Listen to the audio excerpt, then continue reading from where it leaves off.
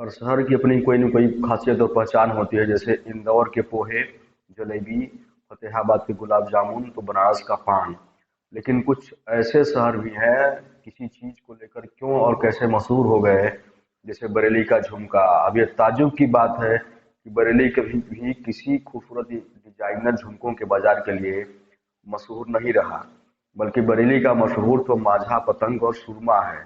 तो फिर मेरा साया फिल्म में गीतकार राज मेहंदी अली खान को इस गीत का ख्याल क्यों और कैसे आया, जबकि फिल्म की कहानी में बरेली था न झुमकों की सिचुएशन थी जिससे फिल्म की कहानी आगे बढ़ती। बल्कि ये गाना भी फ्लैशबैक में मेले के दौरान देवी के मंदिर के फिल्म में प्रांगण में फिल्माया गया है। इसके बाद गीतकार एस एच बिहारी जी ने भी फिल्म किस्मत के एक गीत में बरेली के झुमके का जिक्र किया। बहरहाल, बरेली के झुमके की कहानी फिल्म के गीतकार राजा मेहंदी अली खान से शुरू होती है, जो अक्सर बरेली आया जाया करते थे, और उनकी दोस्ती हरिवंश राय बच्चन, जो कि अमिताभ बच्चन के पिता थे, उनसे हुई। बाद में तेजी बच्चन यानी तेजी सूरी से भी हो गई थी। बात 1941 के दौरान की है। उस वक्त हिंदुस्तान और पाकिस्तान अलग नहीं हुए थे, जिससे कि लाहौर के सरदार खजान सिंह सूरी की बेटी तेजी सूरी और इलाहाबादी हरिवंश राय बच्चन की मोहब्बत की राहें मुश्किल नहीं रही। साल 1941 में क्रिसमस की छुट्टियां चल रही थी। कुछ वक्त पहले ही हरिवंश राय बच्चन अपने पिता और अपनी पहली पत्नी दोनों को खो चुके थे। हरिवंश राय की ये दूसरी शादी थी, यानी तेजी बच्चन की दूसरी पत्नी थी।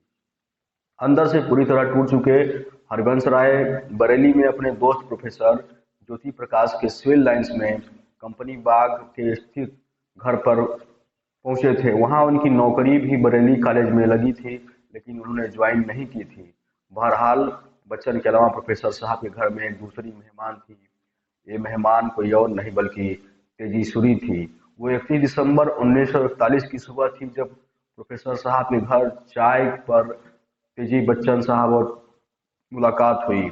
इस मुलाकात का जिक्र खुद हरबंस राय बच्चन ने किया। वह लिखते हैं कि उनकी पहली ही नज़र में किसी को भी अभिभूत करने के लिए काफ़ी था। हरिवंश राय बच्चन साहब साहित्यकार थे, तो तेजी सूरी भी मनोविज्ञान की प्रोफेसर थी। हालांकि तेजी की सगाई एक विदेशी लड़के से हो गई थी, जो विदेश में पढ़ा लिखा था।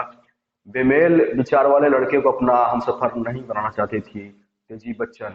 उन्होंने दिनों लाहौर के खूब चंद डिग्री कॉलेज, जहां तेजी सूरी मनोविज्ञान पढ़ाती थी, वहां की प्रिंसिपल प्रेमा जौहरी, जो बरेली की रहने वाली थी और तेजी की अच्छी दोस्त भी थी।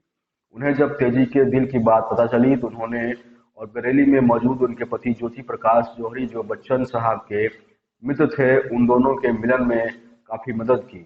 31 दिसंबर की रात को वहां के नामी वकील रामजी शरण सक्सेना के घर पर 31st का एक कार्यक्रम रखा गया। इसमें तेजी और बच्चन साहब एक दूसरे के करीब बैठे थे। रात को जब सभी लोग समारोह वापस प्रकाश जी के घर लौट रहे थे, तो प्रकाश जी ने बच्चन साहब को नए साल पर एक कविता सुनाने का आग्रह किया। तो जैसे ही हरिवंश राय बच्चन ने कहा, उस नयन में वह बस सकी कब इस नयन की अश्रुधारा, और तेजी जी की आंखों नम हो गई। उनकी आंखें आंसुओं की धारा बहने लगी और बच्चन साहब भी अपने आंसू रोक नहीं पाए। यह देख प्रेमा जौहरी और उनके पति कमरे से बाहर चले गए।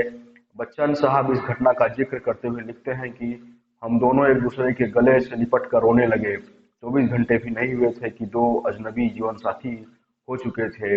नए साल की सुबह में सब कुछ पूरी तरह से बदल चुका था। सुबह प्रकाश जी ने दोनों के गले में फूलमालाएं डालकर दोनों की सगाई की घोषणा कर दी। यानी इस तरह तेजी सूरी का झुमका हरिवंश राय के कुर्ते में अटक गया, या यूं कहें कि बरेली के इस बाजार में, इस आलिंगन में वो कहीं खो गई। इस तरह दोनों का प्यार गीत की तरह परवान चढ़ा। 4 जनवरी 1941 को इलाहाबाद के जिला मजिस्ट्रेट की अदालत में उन्होंने अपना विवाह रजिस्टर कराया। उस समय के रूढ़िवादी समाज में यह एक विवादास्पद विवाह था।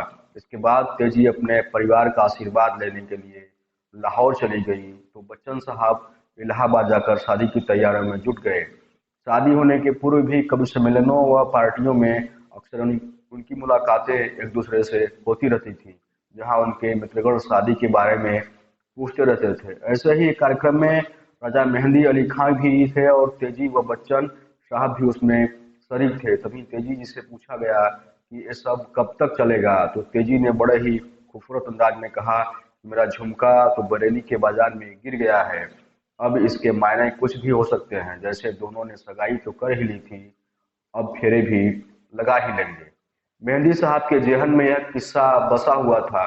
जब 1966 में मेरा साया फिल्म के लिए गीत लिखने की बात चली तो उन्हें यह किस्सा याद आया और तेजी के झुमके पर उन्होंने फिल्माया गया गीत लिख दिया।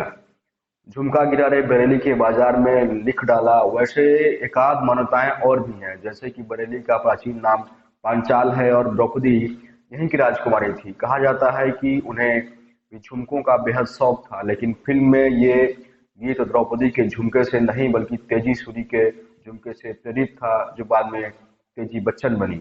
ये खोया हुआ झुमका देर से ही सही पर बरेली सरकार मिल गया और 30 वर्गाकार घेरा हुआ 14 मीटर ऊंचा झुमका तिराहे पर लटका कर उस तिराहे का नाम झुमका तिराहा रख दिया गया।